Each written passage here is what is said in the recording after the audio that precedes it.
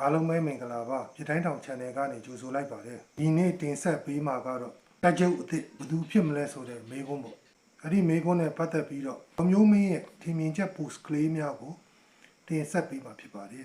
ဒါကြောင့်အားလုံးကျွန်တော်တို့ကြည့်ရှုလိုက်ကြအောင်ကဲစကလုံးကနော်ကျွန်တော်ပြောနော်ငါလုံးဆရာတွေအားလုံးကိုလုတ်ပေးခဲ့ပြီးပြီကျန်တာကတော့ဆိုတဲ့စကားတွေဆက်ရမရှိဘူးလားကျန်တာကတော့ငါညီတို့ငါတူတို့ငါသားတို့မင်းတို့လက်ထက်မင်းတို့လက်ရောက်ပြီဆိုလို့မပြောတော့တမယ်ပဲမဟုတ်ဘူးလားနှုတ်ကလည်းထုတ်မပြောတော့တမယ်ဒါလောက်ရိပ်မွက်ပြရင်ကျွန်တော်အားလုံးသိရတော့မယ်လို့နားလဲတာပါအဲ့တော့ကျွန်တော်တို့ဒီဟာကိုကောက်ချက်ချခြင်းအပြင်ဘိုးချုံမူကြီးဟာဒါနှုတ်ဆက်တာလို့ခေါ်ပါတယ်သူ့ရဲ့တမတော်သားအားလုံးကိုဒါနှုတ်ဆက်တာလို့ခေါ်ပါတယ်သူဒီတမတော်သားဘဝကနေယူနီဖောင်းပြောင်းမယ်လို့ဒီပဲတက်ရောက်တယ်တမတော်သားဘဝကနေသူအနားယူတော့မယ်ကျွန်တော်တမတော်ကာကွယ်ရေးစုချုပ်ဘဝအနားယူတယ်လို့ကျွန်တော်မသုံးချင်ဘူးစစ်သားပဲဒီလိုကျွန်တော်မျိုးမှတ်ပြီးတော့သူစစ်သားဘဝကနေသူနားတော့မယ်စစ်သားဘဝကနေသူနားတော့မယ်လို့ကျွန်တော်ဒီလိုမြင်တယ်ဒီကိစ္စမှာဒါသူစစ်သားဘဝကနေနားတော့မယ်လို့သူ့ကိုယ်သူဒါသူ့ရဲ့တပည့်တွေသူ့ရဲ့ချစ်ခင်ရတော့ညီကိုမောင်နှမတွေညီကိုရဲဘော်ရဲဘက်တွေသူတွေသားတွေအကုန်လုံးသားသမီးတွေအကုန်လုံးသူဒါကြီးညာတာပဲပြောတာသဘောလို့ကျွန်တော်တို့ကောက်ချက်ကြအဲ့တော့ဘုံချုံမကြီးစစ်သားဘဝနားပြီတပ်မတော်ကောက်စီချုပ်ဘဝနားပြီလို့ကျွန်တော်တို့ကောက်ချက်ချပါတယ်ဒီပွဲမှာအဲ့တော့သူတပ်မတော်ကောက်စီချုပ်နားပြီဆိုဘယ်သူလက်ချုပ်ဖြစ်မှာလဲဆိုတော့မေကွန်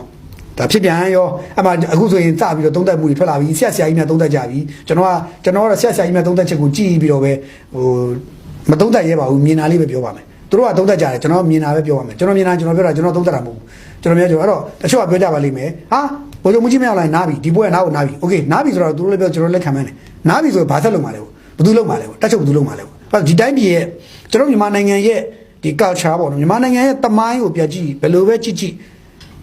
တမရနဲ့တက်ချုပ်နဲ့နှစ်ယောက်နှစ်မျိုးဆိုတာရှိတယ်ရွေးကောက်တင်မြတ်ခံအစိုးရတမရနဲ့တက်ချုပ်ဆိုတာရှိတယ်တမရတွေကအမြဲတမ်းပြောင်းလဲသွားနိုင်ပြီမဲ့တက်ချုပ်တွေကပြောင်းကျင်နေပြောင်းပြလို့မရဘူးဘာလို့တိုင်းပြည်ရဲ့တမိုင်းကိုကြည့်လက်နက်ကင်ပြပြိပခါတွေကိုကြည့်အမွေးနှစ်ကိုကြည့်အခြေအနေအလုံးကြည့်တဲ့အခါမှာတမတော်ကြတော့ပြောင်းကျင်နေလျှောက်ပြောင်းနေခုနဒီဘာလဲဆိုစစ်တပ်ရဲ့အမိတ်နေစီစဉ်မှုတွေကပြီးတော့လေးစားမှုအထက်အောက်လေးစားမှုတွေက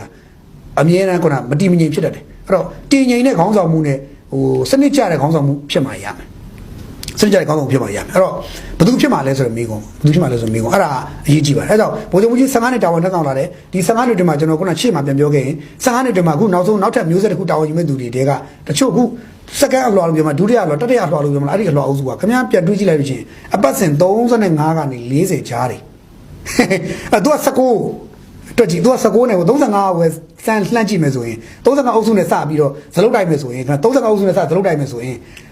35နဲ့19နဲ့ကြားမှာခင်ဗျားတို့ကိန်းကနန်းပေါင်းကြည့်ဘလောက်กว่าလဲအများကြီးกว่าချက်ရှိရနော်အများကြီးกว่าတယ်နော်16နှစ်กว่าတယ်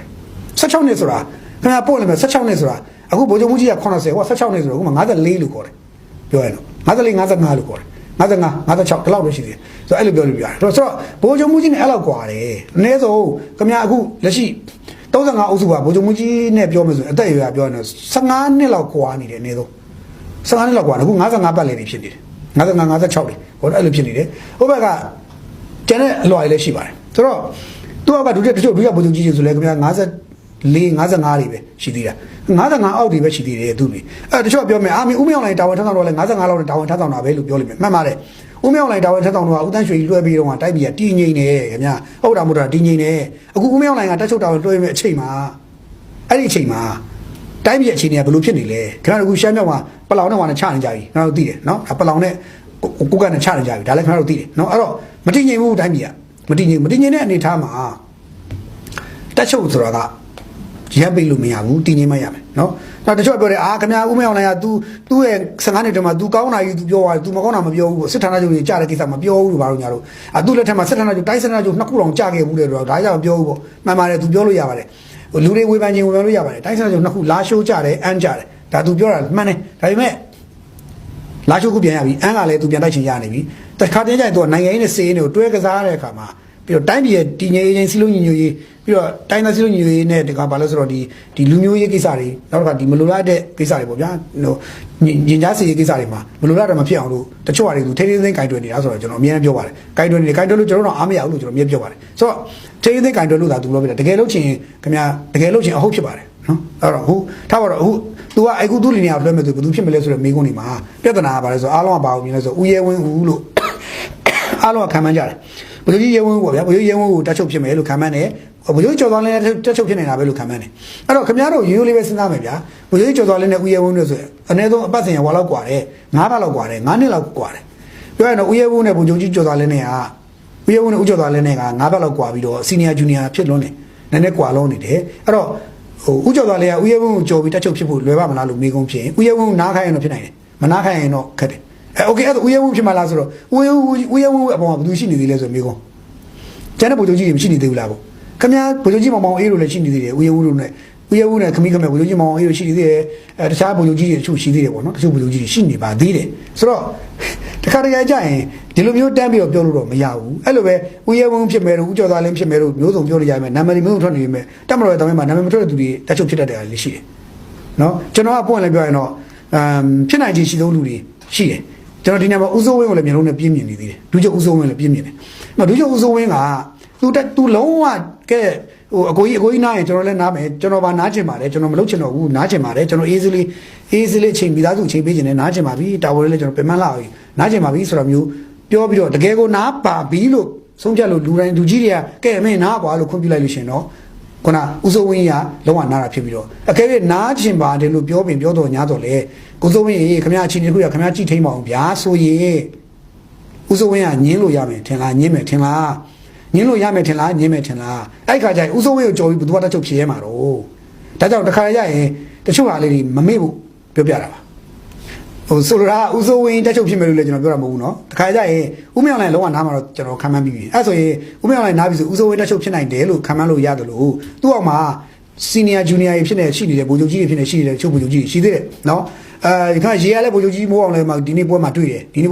ပွဲမှာဆိုမနေ့ညပွဲမှာဗိုလ်ချုပ်ကြီးမိုးအောင်လည်းတွေ့တယ်သူထိတ်ဆုံးတန်းနေမှာထိုင်တယ်ဗိုလ်ချုပ်ကြီးမိုးအောင်လည်းတွေ့တယ်ကြီးကနော်ကြီးကမိုးအောင်ကြီးကဗိုလ်ချုပ်ကြီးမိုးအောင်ကကောက်စီဖြစ်မယ်လို့ကျွန်တော်ပြောတာမဟုတ်ဘူးနော်ရှီတွေ့သေးတယ်လို့ပြောတာတခါကျရင်လည်းဟိုပျောက်သွားပြီဆိုပြီးတော့ပြုတ်သွားပြီထင်ပါဆိုလို့တွေ့သေးတယ်လို့ထိတ်ဆုံးမှာထိုင်နေတာနော်အဲ့တော့အခြားသောဗိုလ်ချုပ်ကြီးတွေလည်းရှိနေသေးတယ်နော်ပြီးတော့အချိန်ကလည်းကြံနေသေးတယ်နည်းနည်းရပိုင်းလေးကြံနေသေးတယ်ရာထားပြီးပြီဆိုရင်တော့ခင်ဗျားတို့ကဦးရဲဝင်းဦးတို့ဦးကျော်သွားလင်းတို့ပြောနေပြီဦးစိုးဝင်းကိုထည့်မပြောကြလို့ကျွန်တော်ပြောတာပါဦးစိုးဝင်းကသူထပြီးဂုံပြူတယ်ချီးကျူးတယ်ဆိုတာတွေကအကြောင်းမဲ့တော့မဖြစ်နိုင်ဘူးလို့ခံမှန်းတယ်ပြီးတော့ဖြစ်နိုင်ခြေသည်အကုန်လုံးမှာရှိနေတယ်အဲ့တော့ဦးစိုးဝင်းဦးရဲဝင်းဦးကျော်သွားလင်းဦးသူကြီးဦးမောင်အောင်အေးပေါ့ဒီလူ၄ယောက်လုံးမှာလည်းအခွင့်အရေးရှိနေသလိုဟိုနောက်ကဒီဥစောမျိုးတင်ပေါ့ပျောက်နေတဲ့ဥစောမျိုးတင်သူတို့လည်းရှိနိုင်တယ်တခြားသောလူတွေလည်းရှိနေပါသေးတယ်နော်အများကြီးရှိနေပါအဲ့တော့အနည်းဆုံး9ယောက်လောက်ရှိတယ်အဲ့ဒီနေရာမှာယူနိုင်တဲ့တာဝန်ယူနိုင်တဲ့လူက9ယောက်လောက်လည်းသုံးရှိတယ်အဲ့9ယောက်လောက်ရှိတော့အဲ့9ယောက်တည်းတယောက်ကတော့ဘယ်သူဖြစ်မလဲမသိဘူးအဲ့ဒါတွေသူတို့ချင်းညှိကြနိုင်ကြလိမ့်မယ်ကျွန်တော်တို့မပြောနိုင်တဲ့ကိစ္စတွေဖြစ်တယ်အဲ့တော့အစ်စ်ကတော့ဘယ်သူဖြစ်လာမလဲမသိဘူးဗိုလ်ချုပ်မှုကြီးကတော့နားမယ်အဲ့တော့ဗိုလ်ချုပ်ကြီးနားရင်ခေါင်းတော့ပြောမယ်ဘာဖြစ်မှာလဲပေါ့အဲ့ဒါတော့ဗျာခင်ဗျားတို့လွတ်တော်ကြမှာကြည်ပါလားလို့ပြောချင်တာဘာလို့မတ်လ29 31မတ်လ29တက်မတော်နေ့ကိုဗိုလ်ချုပ်မှုကြီးမင်းအောင်လိုင်ကသူကိုယ်တိုင်တက်သွားအောင်မှာကျွန်တော်ပြောရတယ်သူကိုယ်တိုင်တက်အောင်မယ်လို့ကျွန်တော်ခံမှန်းထားတယ်သူကိုယ်တိုင်တက်မတော်နေ့မှာတက်ချုပ်ဗိုလ်ချုပ်မှုကြီးကသူကဒီတက်မတော်ကာကွယ်ရေးချုပ်နေတက်ပြီးတော့မတ်လ31နောက်တစ်ခါဧပြီကြမှာသူကသူ့ကိုယ်သူဦးတန်းရွှေကြီးကအနာပေးလိုက်သည်လို့ကြေညာသလိုသူ့ကိုယ်သူအနာပေးတာဖြစ်နိုင်ပါတယ်တစ်ချိန်တော့ပဲဦးစိုးဝင်းနဲ့သူညီဦးစိုးဝင်းကိုကဲညီလေးမင်းနဲ့လိုက်ခဲ့တော့ကွာဆိုပြီးတော့ခါလေးခေါ်သွားတာလည်းဖြစ်နိုင်တာပဲဒါကတော့ပြောရခက်တယ်ပေါ့နော်ဆိုတော့ဒါတွေအကုန်လုံးကဟိုဘလို့ကြီးရဖြစ်တယ်ပေါ့နောက်တစ်ခုအရေးကြီးတာအဲ့မှာပြလိုက်တယ်ပြသမှုကဦးစိုးဝင်းကိုဗိုလ်ချုပ်မှုကြီးကကျေးဇူးတင်ကြောင်းဂုဏ်ပြုကြောင်းထားပြီးလုပ်ပြလိုက်တဲ့ကိစ္စကဘာလဲလို့မင်းရဲဘော်ရဲဘက်ညီနောင်ညီကိုစိတ်ညီရင်အကိုစိတ်သွေးတောက်ညီကိုစိတ်ရဲဘော်ရဲဘက်စိတ်ဆိုတော့တက်မတော်မှာဒီလိုရှိတယ်ကွာလို့ဒတိုင်းဒီလုံးကိုရှိတယ်တက်မတော်သားတွေအားလုံးကိုသူပေးလိုက်တာဘာလို့တက်မတော်ဆိုတာရဲဘော်ရဲဘက်စိတ်ဘယ်လောက်ပြင်းထန်လဲမင်းတို့ကြည့်ဦးစိုးဝင်းရဲ့အပေါ်မှာတက်ရောက်ပဲကျွန်တော်တို့အဲ့ဒါတော့ဦးစိုးဝင်းက15နှစ်တိတိသူ့နောက်မှာတစ်ချိန်လုံးသစ္စာရှိရဲဘော်ရဲဘက်နဲ့တကယ်ကိုစိုးတူကောင်းပဲသူခံပြီးလိုက်လာတယ်ဆိုတော့သူကပြတာအဲ့ဒါဘာလဲဆိုတော့အဲ့ဒါကိုပြပြီးတက်မတော်အားလုံးကိုဘာပြလဲဆိုတော့မှတ်ထားငါတို့ညီကိုတွေဒီလိုနေသွားတယ်မင်းတို့မြင်လားမင်းနောက်လာမယ့်အတွဲရလဲဒီလိုနေရမယ်ဆိုတာမျိုးလေ message ပေးတာဖြစ်နိုင်တယ်ဒါတွေဟာအကြောင်းပဲမဟုတ်ဘူးဆိုတော့ပြောစီချင်တာအဲ့တော့ကျွန်တော်ဒီနေ့အဲ့ဒီဗိုလ်ချုပ်မှုကြီးကိစ္စကိုပြောတာနေစုစုပေါင်းနိုင်ဝက်ကျော်သွားပါတယ်အဲ့တော့ဟုတ်ကဲ့ပါအခု post လေးကိုကြည့်ရှုပြီးတဲ့အခါမှာပေးတဲ့ကြီးတို့ရဲ့ထင်မြင်ယူဆချက်များကို comment မှာလွတ်လပ်စွာဝင်ရောက်ရေးသားနိုင်ပါတယ်အားလုံးကိုကျေးဇူးတင်ပါတယ်